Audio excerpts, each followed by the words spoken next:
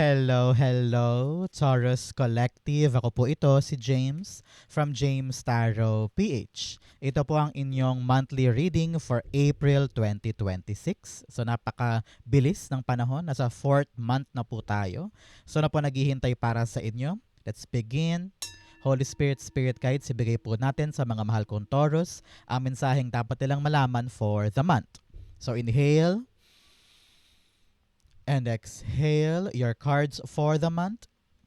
But first, thank you po muna mga mahal kong Taurus sa lahat po ng mga hindi nag-i-skip ng ads, sa lahat po ng mga nagla-like, nagko-comment sa bawat upload natin.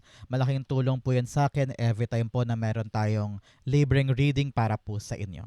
Salamat din po ha. So keep on liking, keep on commenting, and keep on not skipping the ads. Malaking tulong po yan. Thank you. So, in your reading for today, sa background mo, meron kang Page of Swords. Page of Swords is telling you today, Taurus, na maging handa. Ngayong buwan na ito, meron kang gagawin that requires you little to no effort. Okay?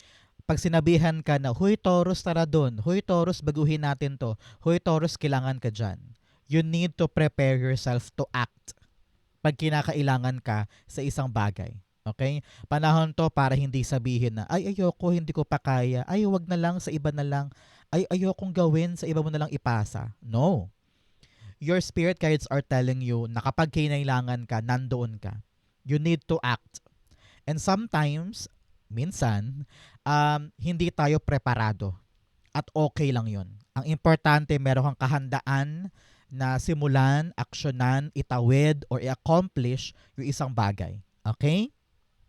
For many of you po, pinapayuhan ka rin ng yung spirit guides na bantayan mo yung cellphone mo for your email, chat, sa GC, nako, saka baka may tumawag sa'yo. Alam ko may hinihintay ka na kumpirmasyon or magandang balita, kaya antabayanan this month ang pagtunog ng cellphone para sa magandang balitang iyan. Congrats po. Okay? In your core energy, meron kang the Temperance card. Si Temperance card, napakaganda nito, may mensahe po sa inyo si Archangel Michael. Panahon ito for you to give your full effort. Okay? Meron kang inaasikaso, meron kang ginagawa na tutulay sa buong buwan ng Abril. At pinapayuhan ka ng iyong spirit guides to continue that work. Huwag mong sukuan, huwag kang mag-quit, huwag kang bibitaw agad-agad, trabahuhin mo. Pinapayuhan ka niya na importante ngayong buwan na ito ang tiyaga, pasensya, at talaga namang dedicated work. Tinan mo siya, sinasalin niya ng dahan-dahan yung tubig patungo sa kabilang cup, sa kabilang chalice, di ba? At talagang yung attention niya nakatutok doon. So ganun ka rin daw dapat ngayong buwan na ito. Focus on your work, focus on your development, focus sa mga bagay na alam mong importanteng dapat matapos ngayong Abril. Kahit hindi ka ready, kahit parang feeling mo hindi ka pa expert or hindi ka ganun karunong, di ba? Hindi nagmamatter yon. Ang nagmamatter ngayon yung sipag mo. Diba nga sabi, daig pa ng masipag ang matalino, daig pa ng matyaga ang matalino, ganyan, di ba? So, parang ganun ka din. Daig mo pa yung mahusay, daig mo pa yung titulado, daig mo pa yung may posisyon dahil masipag ka. So, yun ang kailangan mong i-manifest or isabuhay ngayong buwan na ito. Kasi kaya mo tong matapos. Makakaasa ka na kapag ginawa mo yan, no shortcut, it will arrive for you sooner than you realized. Okay? Temperance card, the Three of Pentacles. Meron daw mga taong tutulong sa'yo, kaya huwag kang mag-alala. Okay? Itong mga taong ito, kitang-kita nila yung hirap mo. Kitang-kita nila yung dedication mo at bibilib sila sa'yo na parang sige na nga, tulungan natin si Taurus. Sige na nga, alalayan natin si Taurus. So these people will give you the assistance that you need para ito'y magawa. Ang kailangan lang sa'yo, inisyatibo. Inisyatibo, ikaw mismo magsisimula, ikaw mismo ang gagalaw para ma-attract mo yung right people to help you. Okay? Kung ito man po ay social media, baka meron sa inyo influencer or social media personality na balak mo magkaroon ng maraming followers, maraming kita, maraming quota, maraming alam mo yon, revenue, ganyan. Nakita ko dito na lalago ang iyong social media presence, no? Baka may mag-viral kang something or dumami yung views, ganyan. Because nakita ko dito yung support from other people dahil pinaghirapan mo. So someone saw your potential. Someone saw kung gaano ka dedikado sa bagay na ito. So do not worry, help is coming. Recognition is coming at talagang papabor sa iyo yung pinaghihirapan mo ngayon. Congrats po. Okay? So Taurus, ano ba itong mga gusto mong i-manifest ngayong buwan na ito? Ilapag mo na sa baba. Dali. Sulat mo na sa ating comment section. Ano ba ang gustong makuha ni Taurus ngayong Abril? Comment na po, it will be yours. Okay? In the area of what you need to focus on, the World card. Sabi dito, focus ka sa mga bagay na dapat mong kompletuhin. Ha? Example, yung dokumento na yan, tapusin na yan. Yung training na yan, tiyagain na yan. Yung mga dapat tapusin, asikasuhin, kunin, no? Na mga dapat kunin, gawin mo na. Kasi yung completion na yan, makakatulong sa'yo para maka-advance ka na. No? Sabi ko nga, may hinihintay kang tawag, may hinihintay kang kumpirmasyon, may hinihintay kang go signal. Paano daw darating yan kung hindi mo kukumpletuhin yung dapat kompletuhin? Okay, very important ito. Sabi rin, this is the right time for you na bitawan na yung past. Halimbawa, past lover, past job, past career path, o mga past mong friends, ganyan. Pinapayuhan ka to leave that behind kasi hindi na makakatulong sa bagong version ng life mo. Nagbabago na ang lahat for you, Taurus. So make sure this time around you are ready to leave the past and embrace your new era. Okay? So kompletuhin, tapusin, isara na para makalarga ka na. Okay? World card, the Page of Wands. Yes, talagang meron kang papasuking bagong bagay. Very promising ito ha. Maaring new job, new sideline, baka lilipat ka ng bagong bahay, lilipat ka ng bagong lugar. Kaya kailangan tapusin mo na yung nandito. No? I-sealed mo na yan. Kung meron ka mga nakabinbin na papeles, nakabinbin ng mga pipirmahan, or dapat kompletuhin na bagay na para pag alis mo or paglipat mo sa bago, hindi ka nahabulin, gawin mo yon. Okay?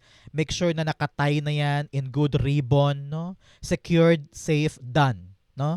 Para hindi ka nahabulin sa bago. Because you are now about to enter a new era of your life. Kaya importanteng kino-close, sinasara, sinisealed na yon. Okay? Para itong bagong papasok walang purnada. So now, your spirit guides are telling you, kahit hindi ka handa, kahit hindi ka preparado, wala kang choice. Yakapin mo tong bagong bagay na ito, papasok ka na sa bagong antas ng buhay mo. Okay? In the area of what you need, siya nga pala, Taurus, ano pong ginagawa ninyo today? Paano nyo po pinapanood ang ating video? Kumakain ka ba? Nag-exercise? Going to work? Are you listening to this before going to bed? Comment down below po. In the area of what you need, meron kang the Lover's card. Si Lovers dito, sinasabi kailangan linawin mo na sa sarili mo kung ano ba talaga ang gusto mo. Ito bang taong ito o siya? Bala ko ba talaga siyang i-date o hindi? Ganon din halimbawa sa work. Pangarap ko ba talagang ma-promote o hindi? Gusto ko ba talagang lumipat ng ibang bansa o hindi? Kung project man yan, gusto ko ba talagang simulan na tong exercise or hindi? Papatasin ko ba yung alok ni kliyente o hindi? You need to make a choice. You need to make a concrete commitment para sa isang bagay. Example, this month, balak mo nang simulan na tanggalin na yung kanin sa diet mo. Kung ano man yung choice na yan, kailangan panindigan. Kailangan klaro sa'yo para maibigay mo yung effort dyan. Hindi pwedeng urong-sulong, hindi pwedeng paiba-iba. Lovers, 10 of Cups. Okay. Sabi dito ng Young Spirit Guides, this month, lahat ng choices mo kailangan daw nagre-reflect pagdating sa pamilya. Okay? Halimbawa, meron kang career move, lilipat ka ng ibang kumpanya, pero na-realize mo, ay, Parang ang mas malaki ang sweldo doon. Mapoprovide ko na for my family yung kinakailangan na sweldo for them. So, kailangan daw ngayon iniisip mo yung effect ng choice na to sa pamilya mo. Sa mga anak, sa magulang, sa apo, sa pamangkin, or sa family business, pwede din. So, kailangan daw ngayon meticuloso ka sa yung choice because it will affect tremendously the family. So, kung meron kang balak gawin ngayon kasi sabi mo, ay para sa pamilya ko, ay para makabayad sa utang, ay para masend ko na sa better school yung anak ko sa college, ito yung angkla mo para makapamili ka ng tama ngayon. Okay? Importante yan. In the area of what's affecting your current energy, the Five of Swords. Sabi dito, hindi worth it na pumatol ka sa mga maling bagay. Hindi worth it na parati kang bitter sa mga nangyari before. Lahat ng pinagdaanan mo dati, lahat ng sakit, iyak, pagkalugmok, pagkalugi, or betrayal man yan na ginawa sa'yo before, huwag ka nang mag-cling doon. Isara mo na yan, no? Huwag mo nang balik-balikan pa. Ang mahalaga, meron kang bagong gagawin, meron kang new opportunity or new blessing, doon mo na lang daw ilaan yung isip mo at oras mo. Continue working for that. Doon mo ibuhos lahat ng atensyon. Kasi merong mga tamang tao tutulong sa'yo. Kaya wag ka nang bitter, wag ka nang pabalik-balik sa past, let that go. Dapat pagaanin mo yung aura mo, pagaanin mo yung sarili mo para makita mo na, ay okay, pinagdaanan ko yan in the past, okay na ako, relax na, nakuha ko na yung lessons, now focus na ako sa bago. Hindi ko nahahayaan pang maapektuhan nila ako. And now I'm doing this day and night. Araw-araw tatrabahuhin ko ito so that the right people will see my potential, the right people will help me para this time around panalo na ako. Okay? So wag mo nang isara pa ang sarili mo sa mga nangyari in the past. Learn to move on and learn to appreciate yung mga dapat ma-appreciate. Okay? Five of Swords, the Four of Swords. Yes, panahon na para ipahinga mo yon. Panahon na para isurrender na kay God sa'yo mo. God, kayo na pong bahala sa kanila. Kayo na pong bahala sa mga nangyaring yon. I'm able to let them go. I'm able to let that rest sa buhay ko. Time na for you to surrender kay God na parang, God, meron po akong bagong laban. Takot po ako sa gagawin ko ngayon. Baka maulit yung dati. Pero sige po, isusugod ko na. Yung pag-surrender mo na yun kay God, malaki ang tulong yan. Dahil gagaan ang kalooban, liliwanag ang isip, tatapang ka, at saka magkakaroon ka ng undeniable motivation to win this time. So surrender to God, everything will be fine. Okay? Especially here, in the near future, you have the Eight of Swords. So antabayanan mo, Taurus, 8 days, 8 weeks, or 8 months after watching this video, makakalaya ka na sa kinalugmukan mo. Alam ko, tsinaga mo to. Alam ko, marami kang pagdududa. Nahirapan kang i-close. Nahirapan kang mag-move on. Nahirapan kang linawin sa puso't isip mo kung ano yung mga dapat kong piliin sa buhay. Now, nung nag-surrender ka kay God, sabi mo, God, gagawin ko na lang po yung kinakailangan, bahala na, guide me. And then here, nakuha mo yung lakas, nakuha mo yung development or improvement na kinakailangan for you. Kaya sa tuwing nakakaranas ka ng stuck, nakakaranas ka ng parang hindi ko alam ang gagawin ko, always look back. Always tumingin ka sa mga pinagdaanan mo and that will give you the boost para kumawala sa mga problema. Okay? The Eight of Swords, the Three of Swords, yes. Balikan mo lahat ng mga pain na dinanas mo in the past and that will tell you na, kayang-kaya ko to. Nalagpasan ko nga dati eh. Kayang-kaya ko lagpasan din to ngayon. So, wala kang hindi kayang gawin. Wala kang hindi kayang lagpasan dahil marami ka nang na-experience. Lahat ng iyak, heartbreak, pagkalugmok, rejection, disappointments, lahat na yan naramdaman mo na. So, ano pa ba yung hindi mo kayang gawin ngayon? So, sisiw na lang to, no? So, use all of those lessons bilang inspirasyon para lagpasan itong mga problema in the near future. Kasi kayang-kaya mo siyang lagpasan at merong solusyon. So, wag kang mag-aligaga, wag kang matakot kasi kayang-kaya mo siyang lagpasan. Okay? Good for you. In your challenge, meron kang the Page of Pentacles. Okay, dalawang page to. Page of Wands and Page of Pentacles. Really telling us na talagang meron kang bagong dapat gawin na kailangan mo daw aralin. Okay? Huwag mataas ang pride, huwag mataas ang ego. Kung kailangan mag-prepare, kung kailangan buhisiin mo, go. Alam ko, sinabi ko kanina na minsan wala kang choice but to move. Wala kang choice na pag-aralan siya at pag dumating, larga na. Pero pinapayuhan ka dito na alamin mo rin naman syempre kung ano yung papasukin mo. Hindi yung, okay na yan, go na, push.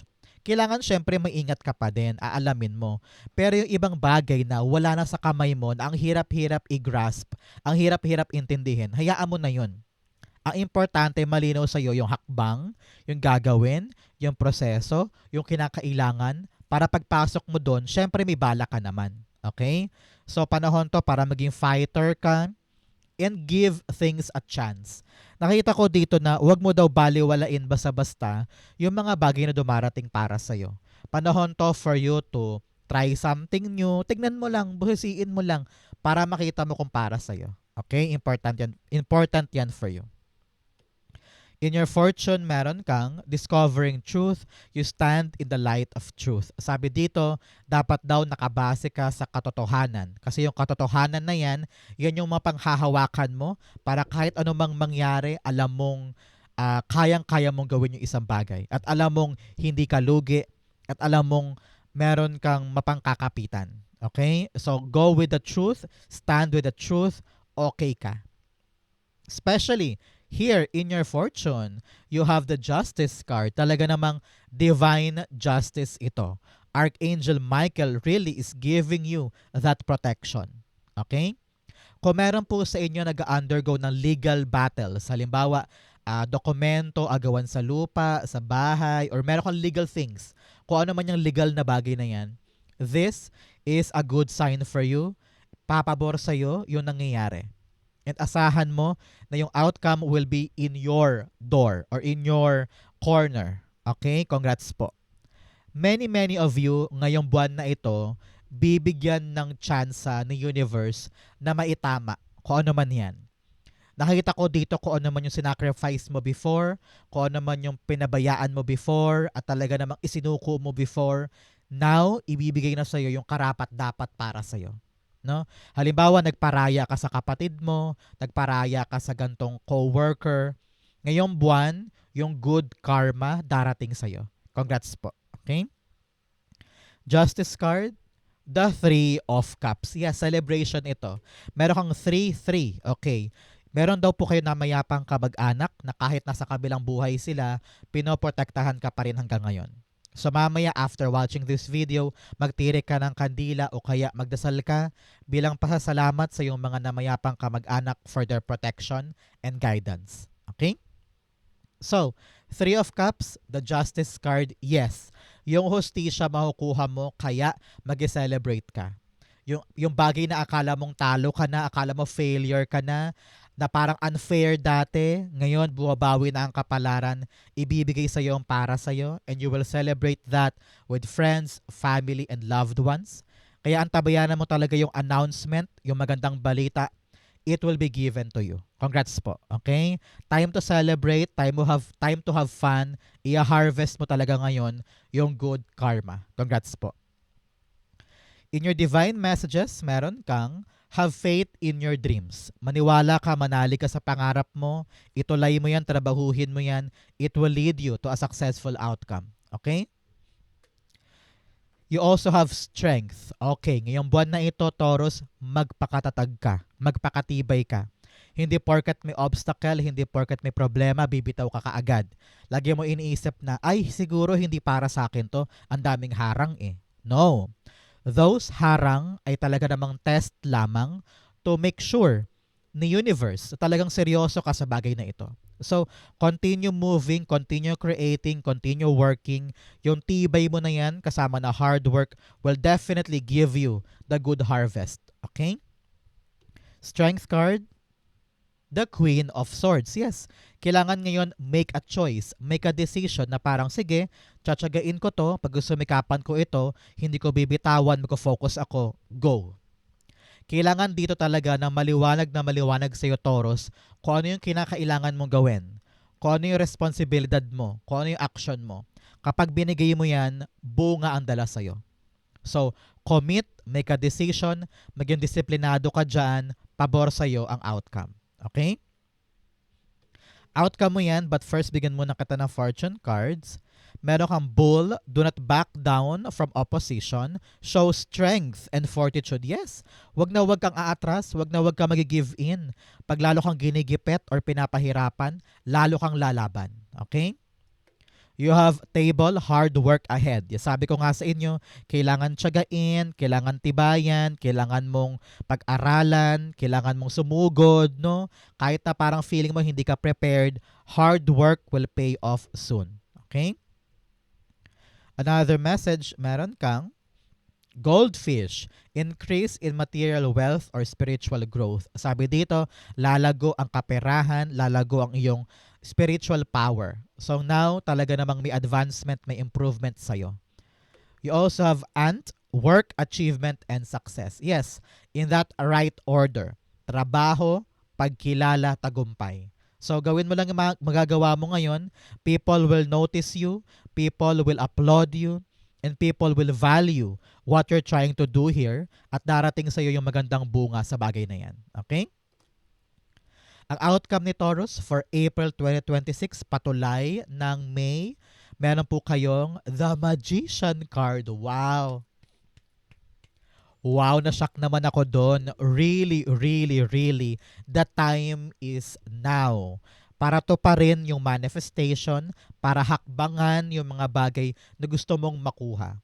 April to May is really the manifestation month para sa'yo. Yung dating pangarap lang, nandito na ngayon sa yung reality. Yung dating iniisip lang, ngayon ginagawa mo na, sinasabuhay mo na. And you are very, very happy dahil celebratory ito. Hindi mo akalain na darating siya sa life mo na posible pala siya. So now, believe, believe, believe. Yung dating pangarap lang na interview dumating, yung pangarap lang na approval nakuha mo, yung pangarap lang na trabaho nandyan na, no? So everything now comes down in your reality. So sulitin mo tong bagay na to, Taurus. Do not take it for granted. Make sure na talagang active ka, ikaw ay go-getter, mover ka ngayon, huwag mong iasa sa iba, kailangan ikaw talaga gagalaw because salong-salo mo ngayon yung magandang biyaya. Okay? Magician card, the 7 of Wands. Yes, you are really better than other people. Meron kang natatanging kakayanan na ikaw lamang ang makakagawa. Kaya huwag mo nang indahin pa yung bashing or negative na sinasabi ng ibang tao. Pag alam mong iyo, ilaban mo yan. Pag alam mong kaya mo, i-push mo. Pag alam mong tama yung desisyon, push for it and prove to them. Patunayan mo talaga na kayang-kaya mo siyang ipanalo, kayang-kaya mo siyang gawin. Ito ang buwan ng manifestation at buwan din to ng pag-prove mo kay universe na akin to, ilalaban ko to, ikikip ko ito. Okay? Because kayang-kaya mo siya. Okay, Taurus, yan po ang inyong April 2026. Saan po kayo nakaresonate? Comment lang po kayo sa baba. Babasahin ko po yan. Thank you, Holy Spirit, Spirit Guides, for the clarity and messages na dapat malaman ng mga mahal kong Taurus. Thank you po ha for watching hanggang dulo. I love you. This has been James for James Taro PH. God bless everybody.